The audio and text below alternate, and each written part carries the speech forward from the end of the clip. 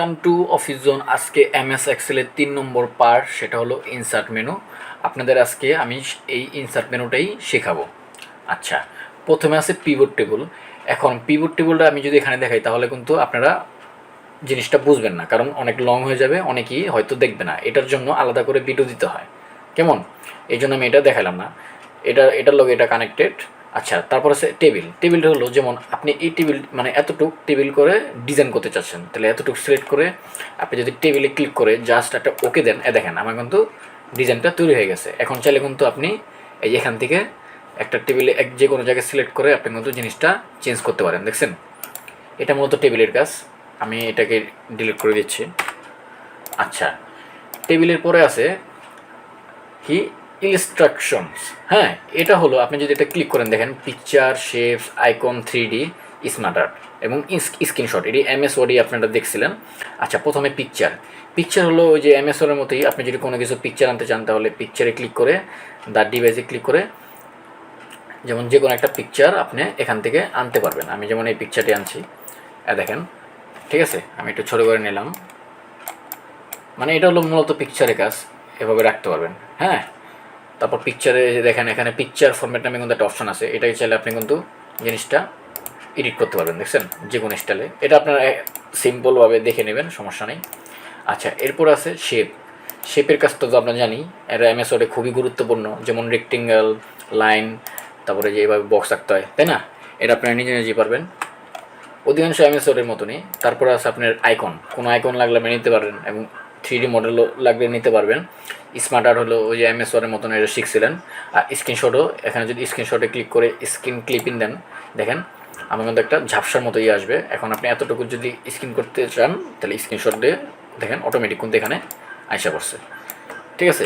আচ্ছা, আমি এটা ডিলিট করে দিচ্ছি। এরপরে আছে গেট অ্যাডিন্স। আপনি কোনো যদি অ্যাডিন্স লাগে তাহলে কিন্তু এখান থেকে ডাউনলোড করতে পারবেন, যেমন কিউআর কোড। ঠিক আছে, দেখেন আমি যদি একটু আপনার ডাউনলোড করে দেখাই, যেমন গেট অ্যাডিন্সে ক্লিক করবেন। ক্লিক করার পর আপনার যদি কিউআর কোড দরকার হয়, আপনি কিন্তু এক্সেলের মাধ্যমে কিন্তু একটি কিউআর কোডও করতে পারবেন। এটা কিন্তু আমি আলাদা করে ভিডিও না দিয়ে এখানে কিন্তু আপনারা দেখিয়ে দিলাম আপনাদের। ঠিক আছে, যেমন কিউআর কোড যদি প্রয়োজন হয় তাহলে কিউআর কোডের মাধ্যমে কিন্তু আপনি এক্সেলের মাধ্যমে কিউআর কোড জিনিসটা করতে পারবেন। দেখেন এই যে কিউআর কোডটা আছে, এখানে অ্যাডে ক্লিক করলে কিন্তু আপনার কন্টিনিউ, দেখেন কন্টিনিউ করলাম। দেখেন এখানে কিন্তু আপনি কিউআর কোড সুন্দরভাবে করতে পারবেন।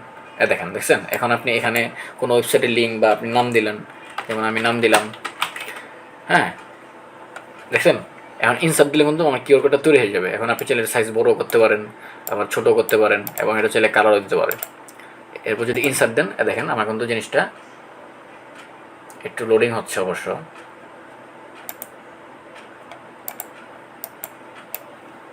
দেখছেন, এইভাবে টেনে নিয়ে আসতে হবে আর কি। হ্যাঁ, এখন কিন্তু এটা স্ক্যান করলে আমি যেটা দিচ্ছি ওটা কিন্তু আপনারা দেখতে পারবেন। ঠিক আছে, আমি ডিলিট করে দিচ্ছি, এটা আমার প্রয়োজন নেই। আচ্ছা, এখন আপনি যে কিউআর কোডটা আনলেন ওইটা আপনি কোথা থেকে পাবেন? এই যে মাই অ্যাডিন্স আছে, দেখেন আমি যদি এখানে ক্লিক করি, দেখেন আপনি যত যত যত কিছু ডাউনলোড করছেন তত কিন্তু এখানে আইসা পড়ছে।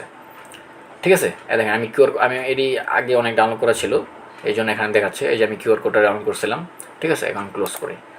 আচ্ছা, এরপরে আছে চার্ট। গ্রাফ চার্ট মূলত আপনি ওই যে অ্যামাজনের মতন, আমি একটা প্রোডাক্টে যাই, দেখেন আমার একটা প্রোডাক্ট আছে। এখন আপনি এতটুকু একটি চার্ট আকারে তৈরি করতে চাচ্ছেন, তাহলে এতটুকু সিলেক্ট করে আপনি এখানে ক্লিক করে যদি এখানে ক্লিক করেন, দেখেন আমার জিনিসটা চার্ট আকারে তৈরি হয়ে গেছে, তাই না? এটা চাইলে কিন্তু আপনি ডিজাইনও করতে পারেন যে কোনো স্টাইলের।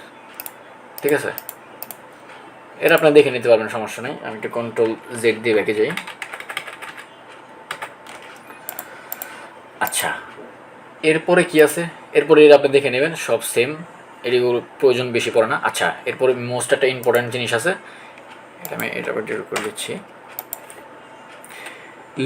লিঙ্কটা হলো, লিঙ্কটা অনেক ইম্পর্টেন্ট। যেমন আপনি কোনো কিছু লিঙ্ক করতে চাচ্ছেন, যেমন আমি এখানে যদি কিছু লিখি, সাপোজ 1 2 3, হ্যাঁ, এই 1 2 3 দিলাম আমি এখানে, সরি 1 2 3 1 2 3 দিয়ে আমি একটু বড় করে দিই,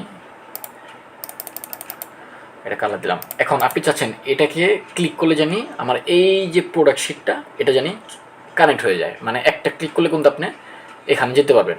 আপনি ঘুরে ফিরে আর যে এভাবে ক্লিক করে কিন্তু যেতে হবে না। এটা বলে কি লিঙ্ক, এটাকে হাইপার লিঙ্ক বলে। হ্যাঁ, যেমন আপনি যদি এটাকে হ্যাপে লিঙ্ক করতে চান তাহলে এটা সিলেক্ট করে ইনসার্টে যাবেন, এই লিঙ্কে ক্লিক করবেন। লিঙ্কে ক্লিক করার পর এই যে পেজ ইন দিস ডকুমেন্ট এটা ক্লিক করবেন।